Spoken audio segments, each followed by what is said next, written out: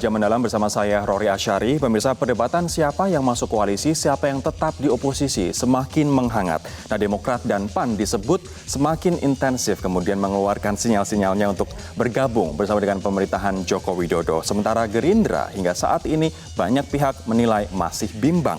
Sementara suara koalisi semakin tegas dan juga semakin menunjukkan resistensinya untuk menerima parpol anggota baru ke dalam koalisi Indonesia Kerja. Meskipun semua akan berpulang pada hak prerogatif Presiden, namun parpol anggota koalisi pun akan diajak berunding ketika Presiden menentukan kabinet ataupun menentukan koalisinya. Nah, saya akan mengajarkan untuk melihat bagaimana sebenarnya peta apabila koalisi dan juga oposisi seperti pada Pilpres lalu tetap dijalankan pasca misalnya kemenangan atau putusan dari Mahkamah Konstitusi. Ini adalah kekuatan dari koalisi yang didukung oleh 5 partai politik, ada PDIP, kemudian Golkar, Nasdem, PKB, dan P3. Jumlahnya sudah hampir 61%, 349 kursi. Tentu saja ini semua nanti bisa berubah tergantung dari putusan Mahkamah Konstitusi dikarenakan saat ini masih perselisihan hasil pemilihan umum begitu untuk legislatif. Nah, sementara oposisi adalah ada 4 partai, ada Gerindra, ada Demokrat, ada PKS, dan juga PAN. Suaranya cukup signifikan, hampir 40%, yakni 226 kursi. Nah, dari 4 partai yang tidak mendukung Jokowi, pemirsa, 2 partai seperti yang tadi dikatakan sudah mulai mengeluarkan sinyal-sinyal ingin bergabung ke pemerintahan Joko Widodo. Kita lihat di slide selanjutnya. Kita lihat ini adalah skenario apabila Demokrat dan juga PAN bergabung ke koalisi dari Indonesia Kerja. Ada PDI Perjuangan, ada PKB, P3, Golkar, kemudian Nasdem. Siapa tahu PAN dan juga Demokrat bergabung ke dalam koalisi ini. Jumlahnya akan menjadi 447 kursi atau 77,7%. Anda ingat pada waktu jilid kedua SBY kemarin 75% ada di blok mereka begitu. Sementara oposisi akan ada 128 kursi atau 22,3% saja. Gerindra dan juga PKS menjadi 2 partai yang ada di luar koalisi. Kabinet gendut tidak menjamin bahwa pemerintahan berjalan efektif. Anda mungkin masih ingat bahwa di jilid kedua pemerintahan SBY, mereka menguasai 75% kursi di DPR. Namun yang terjadi adalah di awal-awal pemerintahan justru mereka disibukkan dengan adanya aktivitas pansus dari Bank Senturi yang itu juga didorong oleh partai-partai anggota koalisi begitu. Sementara di kabinet yang jilid pertama dari Jokowi, kita tahu PAN awalnya mendukung Prabowo di 2014, kemudian bergabung bersama dengan Jokowi dalam kabinetnya. Namun PAN pun sering balelo selama pemerintahan sehingga akhirnya di akhir pemerintahan Jokowi di periode pertama, PAN dikeluarkan dari kabinet dikarenakan menolak berbagai undang-undang yang menurut koalisi Indonesia Kerja sangat krusial seperti Perpu Ormas dan juga Undang-Undang Pemilu. Nah, apabila nantinya Gerindra pun akhirnya bergabung ke koalisi Indonesia Kerja, kita lihat simulasinya akan seperti apa. Oposisi akan menjadi sangat kecil, hanya akan menjadi 50 kursi yang diisi oleh PKS, sementara koalisi akan begitu gemuk, 91,3% yang meliputi 525 kursi. Nah, bisa jadi apabila kondisi seperti ini, pemirsa, Presiden akan didikte oleh kepentingan elit parpol-parpol ini dan bukan tidak mungkin kekuasaan pemerintah menjadi absolut dikarenakan tidak ada penyeimbang, tidak ada oposisi begitu. Dan ini pun berbahaya bagi demokrasi. Kita pun juga masih ingat dan sangat familiar dengan apa yang disampaikan oleh Lord Acton asal Inggris bahwa power tends to corrupt, kekuasaan cenderung korupsi, dan absolute power corrupts absolutely. Kekuasaan yang absolut jelas akan korup begitu. Nah, kita akan melihat terlebih dahulu pandangan dari PAN dan Gerindra akhir-akhir ini terkait dengan kemungkinan mereka atau keinginan mereka untuk bergabung bersama dengan Koalisi Indonesia Kerja.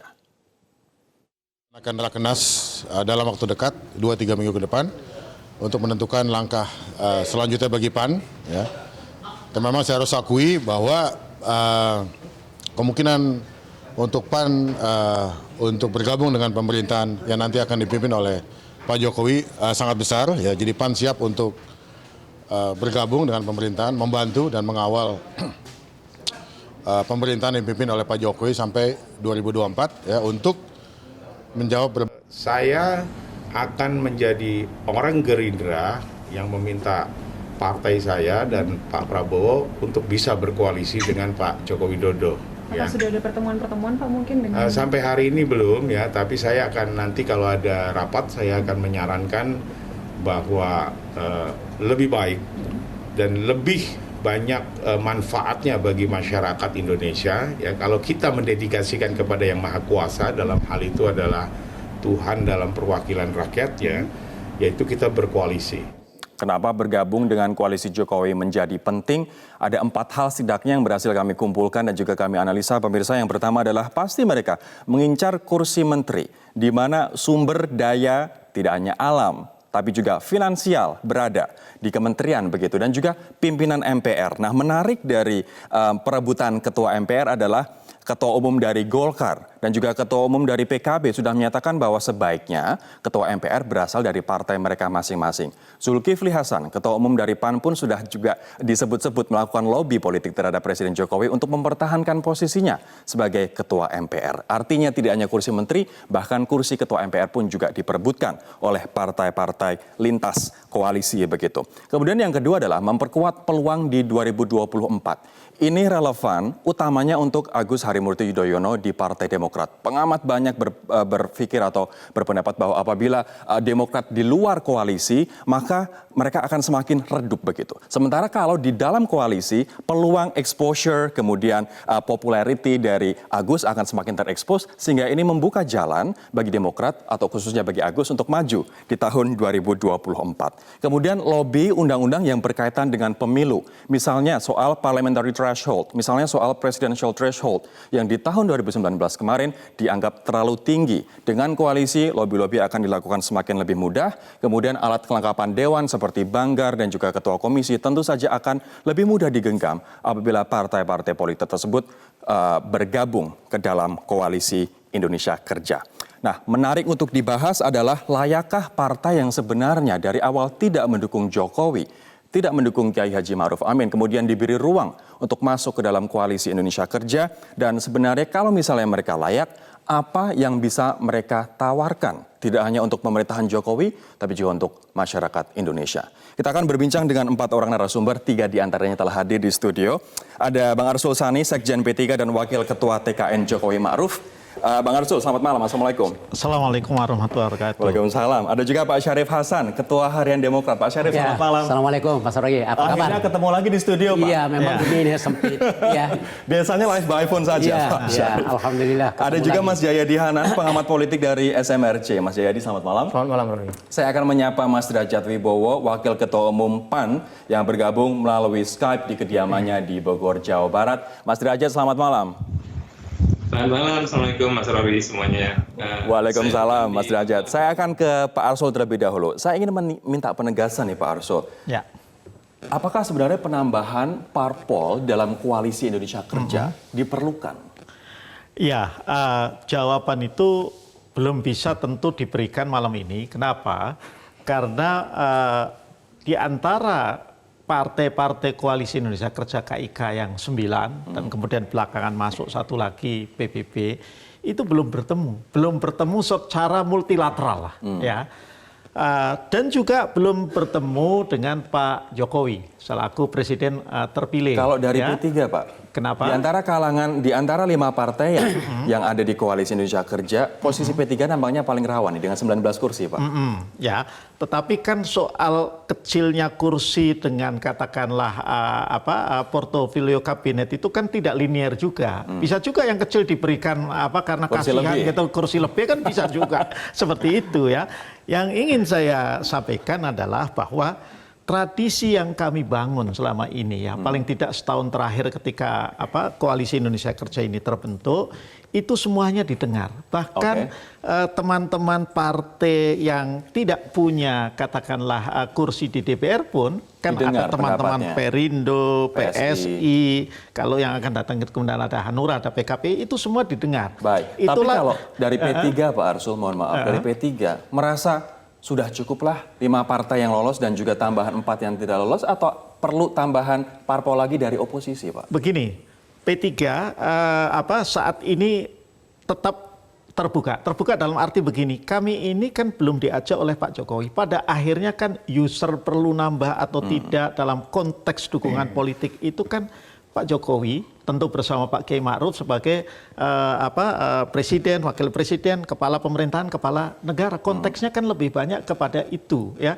Jadi tentu kalau Pak Jokowi terutama berpikirnya itu dalam konteks kepentingan nasional, kepentingan negara, pemerintahan yang stabil. Agak berbeda barangkali dengan kalau kami-kami ini masing-masing partai. Ya, itu. Artinya ini masih menunggu nanti untuk bertemu dari anggota koalisi ini. Betul. Kami Nasdem sudah tegas mengatakan bahwa sebaiknya tidak usah ada tambahan lagi. Sejumlah parpol yang lain juga sudah tegas. Kalau ya Anda, itu kita hormati ya. Masing-masing. P3 masih abu-abu, Pak. Betul.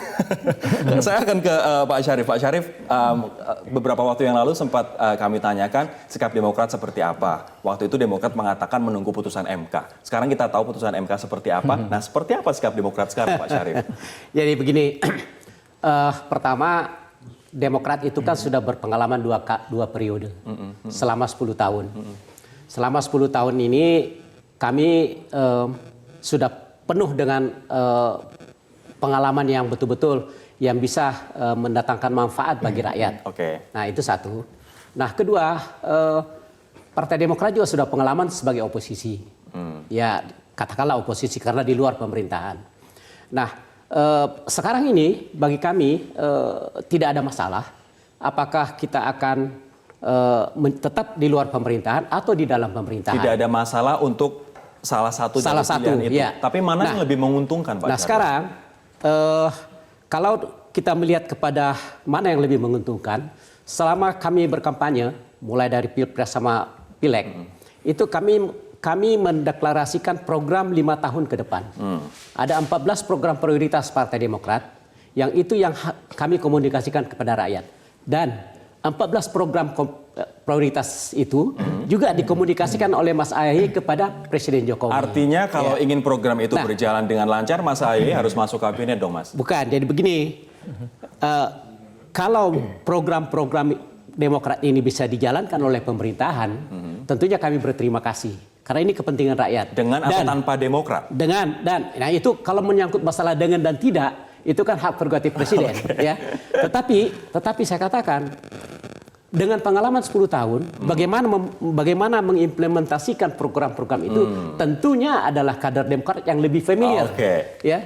Nah, jadi dalam saya tahu arahnya ini kemana, walaupun tidak dikatakan secara jelas. Namun saya akan ke PAN terlebih dahulu, Mas Syarif. Mohon ditahan di sana. Mas Derajat, apakah PAN sudah pasti merapat ke kabinet Jokowi? Belum. Dan kalau saya pribadi ya selalu menyarankan itu adalah PAN sebaiknya di luar pemerintahan. Ya, pertama berpolitik itu perlu konsisten. PAN kan dianggap masyarakat itu zigzag. 2014 Ketua Umum PAN yang maju Prabowo Hatta bersaing dengan Pak Jokowi, habis itu bergabung, habis itu 2019 tidak mendukung, sekarang masuk lagi, itu rasanya tidak elok untuk partai itu seperti itu ya. Dan PAN sudah merasakan kursi menteri, Mas Derajat? Kenapa? Tidakkah membutuhkan kursi menteri atau tergiur kursi menteri? Enggak, itu pandangan yang keliru ya. Kalau partai menganggap bahwa harus duduk di kursi menteri, buktinya PDIP 10 tahun dia konsisten di luar pemerintahan, dan PDIP akhirnya mendapat kepercayaan sekarang di antara partai-partai lain.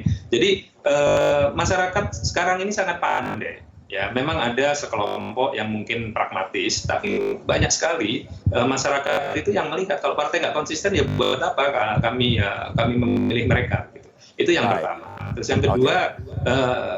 yang kedua, teman-teman yang sudah membantu Pak Jokowi sejak lama, ini kan juga banyak sekali yang bagus-bagus. Mereka lah yang lebih layak untuk diberi kesempatan pertama untuk masuk di dalam timnya Pak Jokowi di kabinet. Jadi dan PAN di luar pun masih tetap bisa bersahabat, tapi tidak harus masuk. Baik, ini pernyataan yang sangat clear dari Mas Derajat, namun beda halnya dengan Mas Bara yang sama-sama Wakil Ketua Umum dari PAN yang mengatakan bahwa dari awal bahkan sebelum Pilpres digelar sebaiknya PAN bergabung ke kabinet Pak Jokowi. Nah, nanti saya akan tanyakan juga ke Mas Jayadi terkait dengan PAN yang berbeda sikap dan juga Demokrat yang nampaknya sinyalnya ngebet banget untuk bergabung ke koalisi Jokowi. Setuju atau tidak dikatakan seperti itu? Kami akan jeda terlebih dahulu. Tetaplah bersama kami di Prantong. Saya akan ke Mas Jayadi sekarang. Apakah sebenarnya koalisi Indonesia Kerja membutuhkan tambahan partai politik baru di luar partai-partai politik yang sudah tergabung? Ya, pertanyaan itu secara teoritis sangat pantas mengemuka ya. Pertama, dalam sistem presidensil, koalisi itu fungsinya lebih banyak untuk menjalankan pemerintahan ya, bukan untuk membentuk pemerintahan. Karena bentuk pemerintahan kan presiden bisa langsung sendiri. Nah, jadi koalisi itu adalah sebuah pilihan. Nah, betul pertanyaan Anda, apakah ada kebutuhan itu? Jawaban kalau pertama koalisi itu diperlukan presiden untuk semacam jaminan agar kebijakan-kebijakannya yang diperlukan untuk didukung oleh DPR itu mendapat dukungan mayoritas. Kalau dari angka saja dari segi jumlah kursi yang Anda paparkan tadi di depan sudah 60,7. Tapi jangan lupa pengambilan keputusan di DPR itu tidak hanya melalui voting dengan melibatkan individu, tapi juga dihitung juga fraksi. Nah, sekarang ada 9 fraksi di DPR nanti, yang fraksi yang akan mendukung Pak Jokowi 5. Dalam sistem presidensil itu seringkali anggota koalisi itu tidak konsisten karena alasan-alasan yang seringkali masuk akal untuk kepentingan partai itu. Karena itu biasanya dalam sistem presidensil dibikin lebih besar jumlah besaran koalisi itu. Pak SBY sampai 75%, sebelumnya 69%-an. Supaya ada jaga-jaga. Kalau salah satu dari anggota koalisi itu membelot untuk kebijakan tertentu, maka presiden tetap punya cadangan yang cukup untuk kebijakan itu tetap lolos. Nah, apakah itu kemudian cadangan itu harus dimasukkan dalam wadah koalisi? Bisa berbentuk koalisi, tapi bisa juga ad hoc sifatnya untuk kebijakan tertentu didekati partai tertentu yang bisa begitu. Nah, sekarang tinggal pilihan dari presiden dan pilihan dari partai-partai. Menurut itu Anda yang pertama. Efektivitas lebih efektif yang mana di saat ini secara landslide memenangkan pemilu, kemudian parpol-parpol nampaknya juga semua ingin bergabung kecuali PKS. Iya, tergantung kepada mekanisme yang diatur di internal partai itu. Bisa jadi kalau semua partai bergabung, justru problemnya di internal koalisi nanti. Karena lebih sulit mengambil keputusan kalau 9 partai bergabung atau 8 partai bergabung daripada 5 atau 6 misalnya ya. Itu satu. Jadi ada kebutuhan sebetulnya dari sisi praktis politik seperti itu. Bisa saja itu berarti Pak Jokowi perlu menambah 1 atau 2. Tapi ada hal lain yang sekarang itu dijadikan narasi bahwa akibat pemilu sejak 2014 sampai sekarang itu semacam ada polarisasi tajam di masyarakat. Jadi ada pemikiran bahwa diperlukan satu simbol rekonsiliasi yang tidak hanya dalam bentuk pertemuan Pak Prabowo dengan Pak Jokowi, tapi juga dalam bentuk kebersamaan di kabinet. Bisa saja itu juga bisa dijadikan salah satu alasan kalau mau menggabungkan. Pesan dari Pak J. Kristia di peneliti senior dari CSIS justru kalau misalnya menggabungkan partai ke dalam koalisi, jangan sampai kemudian ideologi yang bertentangan dengan Pancasila dan NKRI juga ikut masuk ke dalam sana. Itu justru disitulah masalahnya, justru disitulah kepentingannya, supaya kebersamaan itu betul-betul berdasarkan platform yang sudah disepakati bersama gitu. Pak Arsul, kalau misalnya tadi Mas Jayadi mengatakan itu terserah, tapi kalau terlalu besar nanti masalahnya dalam koalisi, tapi juga membuka peluang bahwa 1 sampai 2 partai bisa saja bergabung ke dalam koalisi. Menurut Anda siapa yang paling berhak kalau misalnya 1 atau 2 partai akhirnya nanti diberi reward bergabung ke dalam koalisi? Ya, ini pertanyaan yang susah. Ini lebih susah daripada ujian doktoral nih Mas Jayadi. Gitu ya. Atau karena diminta juga jadi tukang ramal juga ya. Tentu kita tidak kemudian sesimpel mengatakan sebaiknya partai A atau partai B ya. Tentu kan chemistry itu, political chemistry itu harus nyambung dulu ya. Kemudian juga rekam jejaknya itu ya. Sebab terus terang ya, tentu kami yang di Koalisi Indonesia Kerja yang sudah ada itu tidak ingin mohon maaf kejadian seperti di pemerintahan kedua Pak SBY. Ada partai yang bergabung dalam pemerintahan tapi suaranya lebih oposisi daripada oposisi. Nah, ini kan satu hal yang juga menjadi catatan. Nah, ini yang tadi disampaikan oleh Mas Jayadi itu tadi. Chemistry itu harus kita bangun, bahkan kalau dari sisi P3, kita ini harus jelas. Karena gini. Tapi sebentar Mas, dari Demokrat, dari PAN, mana yang menurut Anda, ini kebetulan ada 2 narasumbernya di sini. Mana yang menurut Anda memiliki catatan buruk? Kenapa? Kebetulan kalau saya lihat Demokrat kan belum pernah bergabung dengan Pak Jokowi. Demokrat kan belum pernah bergabung dengan Pak Jokowi itu tadi gitu. Jadi kan kita Jadi yang tidak dimaksud bisa Pak Sultan menilai ini PAN memiliki catatan buruk, maksudnya kan gitu.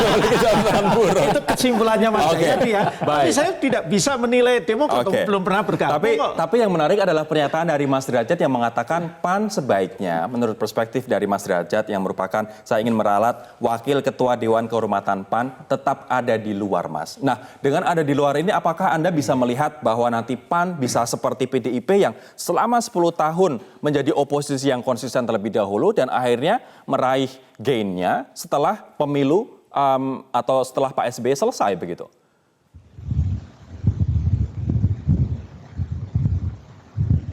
Mas Derajat? Iya. Mas Derajat, saya ingin mengulang pertanyaan lagi. Kalau misalnya tadi dikatakan PAN memiliki catatan buruk dalam pemerintahan Pak SBY, dalam pemerintahan begitu, ini khususnya kalau saya tadi dalam presentasi di pemerintahan Jokowi yang pertama, tapi Anda secara tegas mengatakan bahwa PAN sebaiknya tetap di luar. Nah, apakah kemudian tetap akan konsisten di situ dan berharap nantinya akan seperti PDIP yang akhirnya menikmati hasil setelah berpuasa dan investasi selama 10 tahun, atau seperti apa, Mas? Iya, jadi apa namanya, yang perlu diingat adalah di dalam Pileg 2019 itu PAN mendapat tambahan kursi di daerah Sumatera, Jawa Barat ya, daerah-daerah di mana Prabowo Sandi itu unggul ya. Sementara di daerah-daerah di mana Pak Jokowi unggul itu PAN malah kehilangan kursi di Jawa Tengah jadi 0 ya, di Jatim alhamdulillah masih bisa kita selamatkan turun 3 atau 4 saya nanti hasilnya akan tergantung terakhir ya. Artinya apa? Artinya kalau misalkan PAN nanti dianggap zigzag terus ya, PAN itu akan sulit mendapatkan simpati dari pemilihnya Pak Jokowi. Ya kan, lalu pemilih yang selama ini memilih PAN akan kecewa dan mungkin akan meninggalkan PAN dan akan sulit percaya. Terus akhirnya PAN dapat suara dari mana? Contohnya core konstituen PAN ini di kalangan Muhammadiyah. Ya, saya sudah banyak mendengar suara teman-teman Muhammadiyah. Ya kalau PAN memang zigzag lagi, ya kami pergi dari PAN. Nah, ini kan apa harus dipertimbangkan. Apalagi nama PAN itu di dalamnya ada amanat gitu. Baik, ini artinya dengan mendukung Prabowo Sandi, PAN memperoleh peningkatan kursi yang cukup signifikan, Mas Derajat? Di daerah-daerah yang Prabowo Sandi menang, tapi kursi PAN secara umum kan turun. Baik, kalau Mas Syarif dengan mendukung Prabowo Sandi, apakah ada peningkatan suara signifikan mengingat suara Demokrat turun dari 12 juta menjadi 10 juta? Ya, kami kehilangan kursi. Dari 61 menjadi 54, informasi terakhir anak 55. Jadi relatif memang kami turun, tetapi memang selama Pilpres itu kami banyak tentunya lebih mengutamakan Pileg dibandingkan Pilpres. Dan setelah itu kami juga instruksikan kepada kader-kader kami di daerah bahwa di dalam berkampanye tetap dua hal ini yang menjadi objektifnya, Pilpres dan Pileg dan Pilpres. Nah, tetapi yang terjadi adalah suara kita turun. Walaupun banyak kemudian kader di daerah yang justru ibaratnya mempromosikan Jokowi, Mas. Oh iya, banyak juga yang mempromosikan Jokowi, tetapi ya itulah karena Partai Demokrat ini kan nasionalis religius ya. Jadi ternyata kita bisa menerima fakta bahwa itulah yang terjadi. Dan tentunya ini kami akan tetap melakukan konsolidasi bagaimana agar ke depan ini bisa lebih bagus. Demokrat itu, Mas Rory, Demokrat itu pemilihnya itu sejak awal sebetulnya lebih banyak ke Pak Jokowi. Tapi seiring dengan perubahan sikap dari elit Partai Demokrat bergabung ke Pak Prabowo, akhirnya di pemilu 2019 itu lebih dari 60%.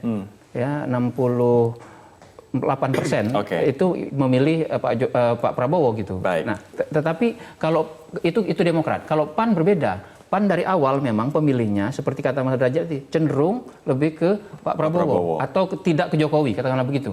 Nah, terutama yang dari Muhammadiyah. Ya. Jadi ada pemilih PAN itu ada sekitar 22% yang memilih Pak Jokowi, selebihnya ke Pak Prabowo. Nanti saya akan jadi apa yang berkembang di konstituen itu juga menjadi salah satu pertimbangan bagi partai-partai untuk menentukan sikapnya ke depan itu. Baik, makanya nanti akan dilaksanakan rakornas oleh beberapa partai politik ini untuk menentukan sikapnya begitu. Tapi nanti saya akan tanyakan ke Mas Syarif, investasi politik apa yang sudah dilakukan oleh Demokrat sehingga Demokrat layak masuk ke koalisi Indonesia Kerja? Kami akan kembali saat lagi dengan pertanyaan itu setelah jeda berikut ini. Pak Syarif, investasi politik apa yang sudah dilakukan Demokrat sehingga Demokrat layak dipertimbangkan untuk masuk ke koalisi, Pak? Kami tidak pernah mengatakan kami layak atau tidak.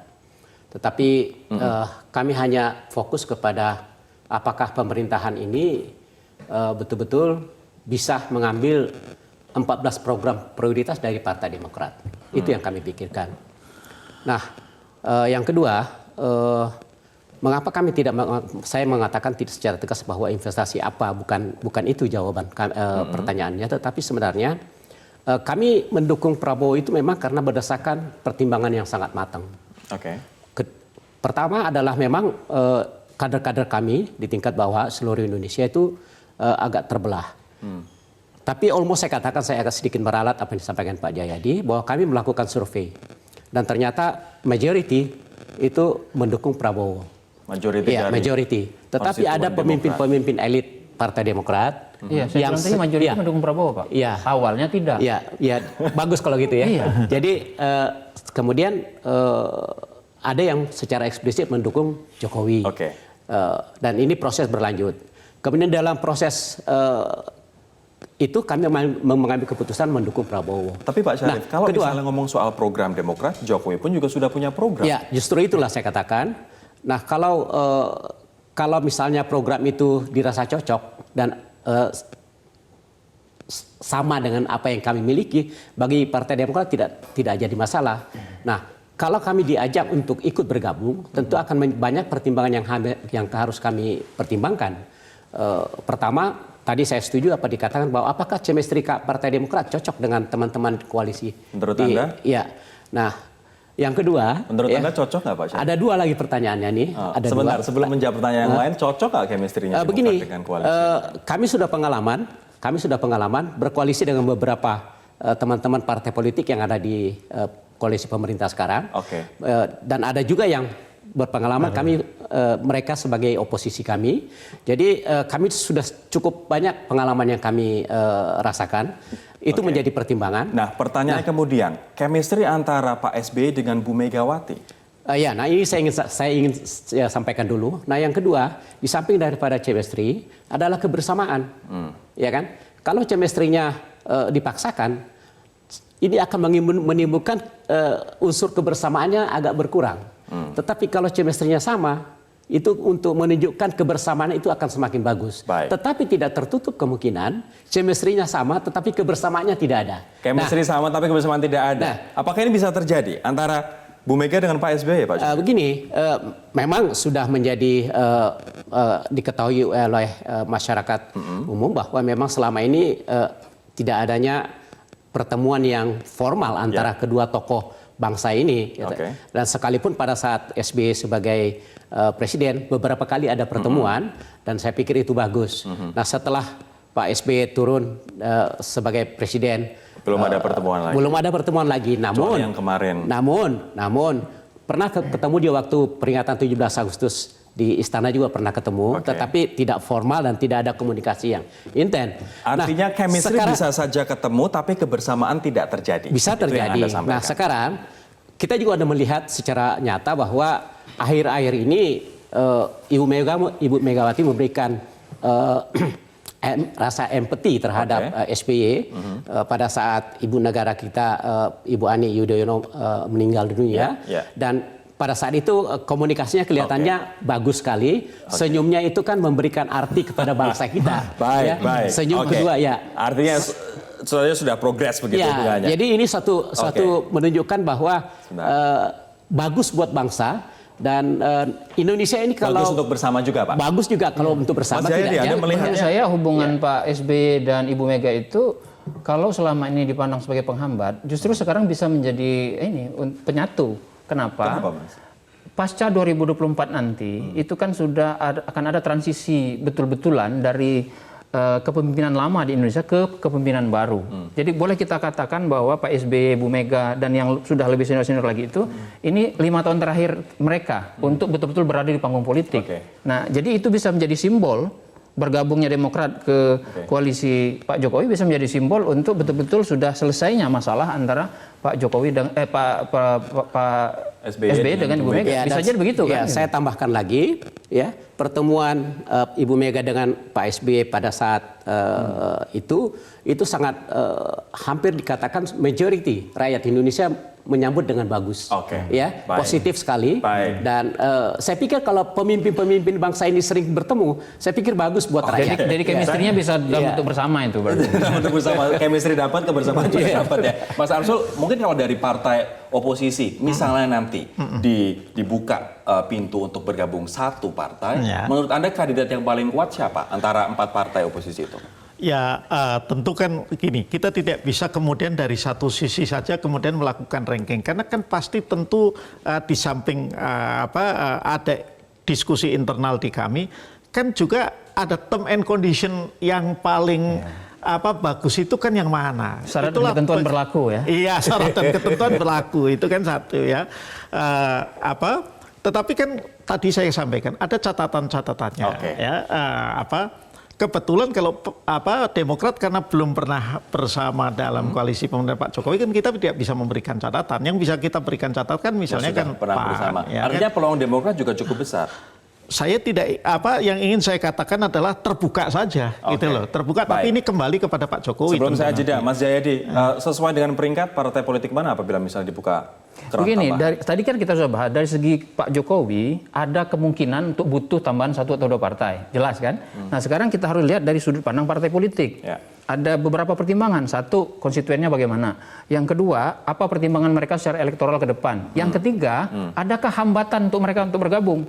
Begitu. Misalnya hambatan itu bisa dalam bentuk tadi yang diceritakan soal Pak SBY dengan Ibu Mega. Yang saya sebut bisa jadi bukan hambatan. Bisa juga hambatan dalam bentuk penolakan tanda kutip dari anggota koalisi. Nah, kalau kita lihat dari isi perjanjian atau kesepakatan yang harus dipatuhi tidak cocok. Iya, itu dia. Jadi tiga-tiga itu harus dijawab. Kebersamaannya itu ya. Supaya bisa bersama itu. Jadi menurut Anda peringkatnya misalnya Demokrat tampaknya meskipun diperkirakan akan ada hambatan, tapi hambatan itu bisa diubah menjadi penyatu. Nah, yang paling punya hambatan saat ini adalah PAN. Justru menurut Anda Demokrat ada di top of mind, posisi paling tinggi. Iya, lebih tinggi peluangnya. Tetapi bisa jadi peluangnya sama dengan Gerindra.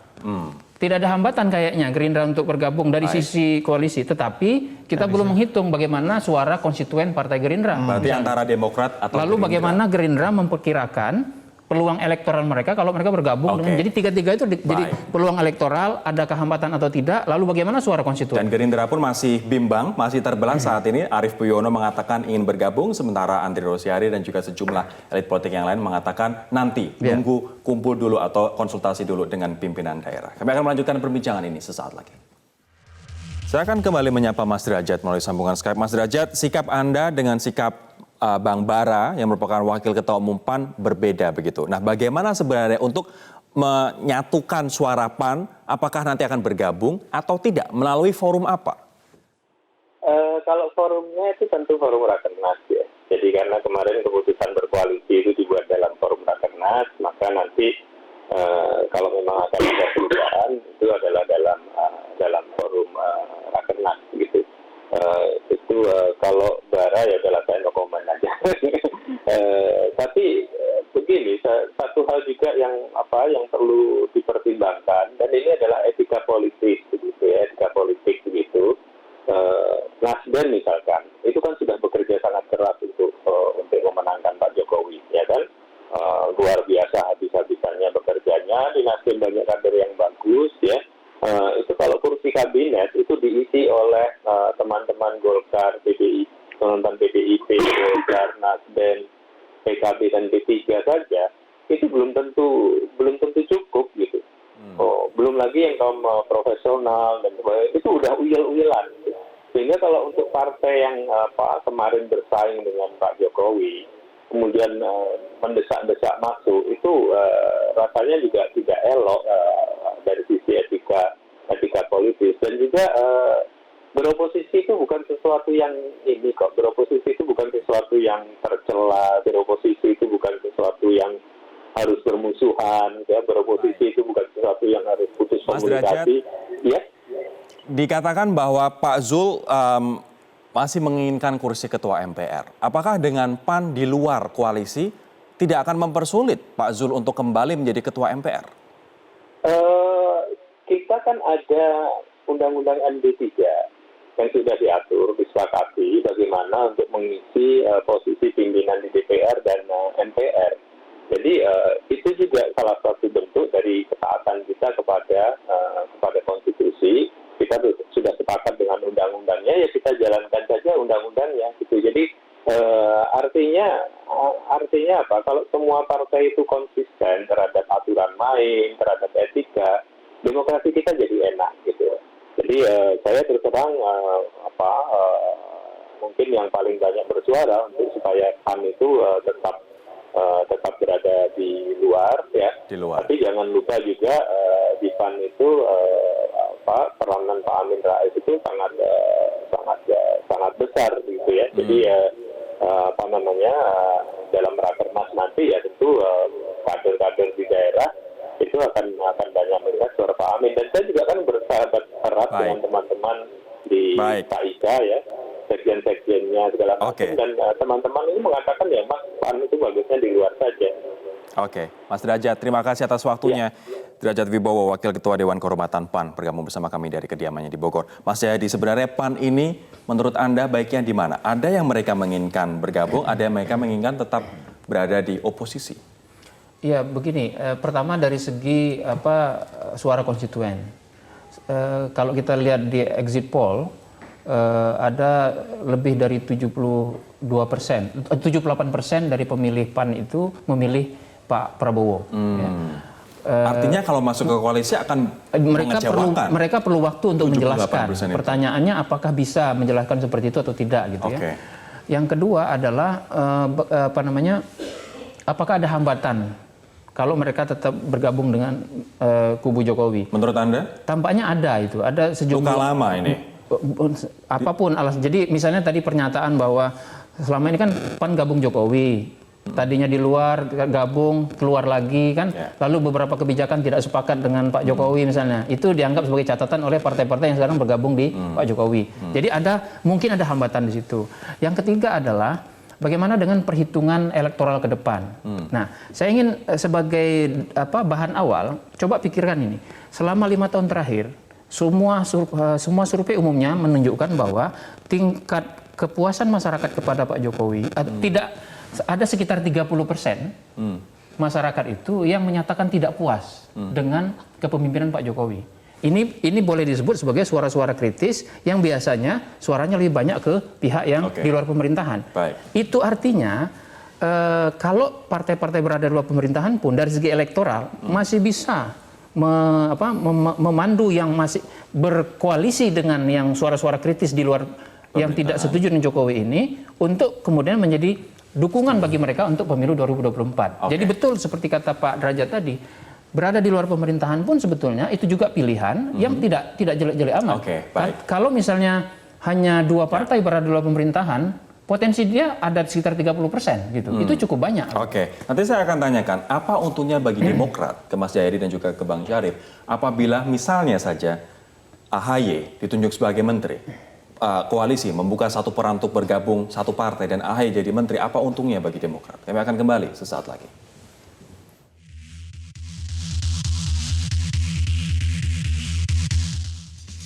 Nampaknya sosok AHY adalah yang paling disorongkan untuk menjadi salah satu menteri di kabinet Jokowi. Apa keuntungan AHY menjadi menteri bagi Demokrat, Pak Syarif?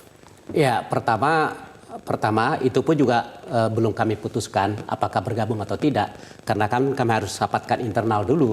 Dan apakah koalisi mau atau tidak untuk menerima? Mau berkoalisi atau tidak. Nah, kalau misalnya keputusannya nanti yang finalnya akan ditentukan oleh majelis tinggi partai, maka kalau tidak bergabung, bagaimana bisa menjual sosok AHY untuk 2024, nah ini, Pak? Kalau misalnya dia bergabung, tentu bagus buat sosok AHY untuk menunjukkan bagaimana bahwa dia memang seseorang yang bisa mampu untuk menjalankan program-program Partai Demokrat. Artinya Karena keputusan AHY masuk ke kabinet ini menjadi sangat krusial bagi Demokrat. saya katakan tidak krusial karena bagi kami apakah masuk ke pemerintahan ataukah di luar pemerintahan sama saja. Karena kami juga punya pengalaman dua hal ini. Baik. Jadi tetapi tentunya sosok AHY yang memiliki talenta dan kepemimpinan yang bagus dan merupakan representasi dari anak muda Indonesia tentu bagus ya. Kami dorong untuk supaya dia bisa memberikan eksistensinya di pemerintahan. Apakah nasib Demokrat, Mas Jayadi, ada di tangan AHY yang nantinya iya atau tidak masuk kabinet? Bisa, tetapi itu tidak sepenuhnya tergantung itu. Karena kalau nanti ternyata Demokrat memutuskan di luar pemerintahan pun, mereka tetap bisa meng-create kan panggung atau arena bagi AHY untuk terus-menerus menyapa masyarakat. Bahkan mungkin walaupun dengan suara yang lebih, mungkin akan berkurang. tergantung kemampuan Demokrat itu. Dan itu saya kira bisa. Tetapi memang menjadi menteri akan menambahkan portofolio pengalaman yang sangat bagus. Karena selama ini kan beliau belum punya pengalaman pemerintahan. Yang kedua, di militer dia baru sampai pada tahapan menjadi mayor. Jadi dia memerlukan portofolio pengalaman itu. Baik, terakhir ke Pak Arsul. Artinya koalisi akan bertemu kapan, keputusannya akan keluar kapan, Pak? Menerima anggota baru atau tidak? ASAP, as soon as possible, segera secepatnya. Kapan Saya kira, itu? Apakah 10 Juli misalnya? Saya memperkirakan yang jelas dalam bulan Juli ini pasti akan ada pertemuan, akan ada arah yang lebih jelas ya. Apakah di koalisi Indonesia Kerja itu akan ada anggota baru atau tidak, itu baru dalam bulan ini sudah akan jelas saya kira. Dan kemudian pengalaman dengan partai-partai politik ini 4 itu yang menjadi catatan tersendiri, menerima atau tidak anggota baru. Karena tentu banyak konsiderasi dan salah satunya adalah tentu catatan di masa lalu itu. Terima kasih teman-teman, kita tunggu bersama akan seperti apa wajah dari koalisi Indonesia Kerja setelah ini. Terima kasih sekali lagi, demikianlah perbincangan kami di Prime Talk, semoga bermanfaat. Saya Rory Asyari undur diri.